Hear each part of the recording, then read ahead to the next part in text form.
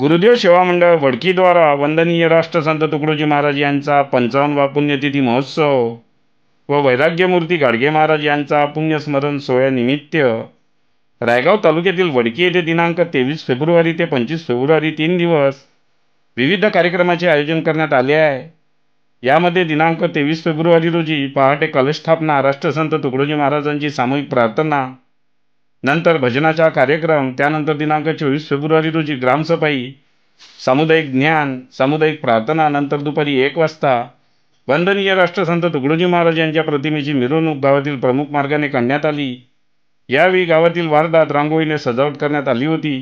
गावातील शेकडो महिला, पुरुष, अबालवृद्ध, बालक, विद्यार्थी मोठ्या संख्येने या मिरवणुकीत सहभागी होत वंदनीय राष्ट्रसंत तुकडोजी महाराज यांच्या जयघोषाने व भजन कीर्तनाने अवघे वडकी गाव दुमदुमले होते।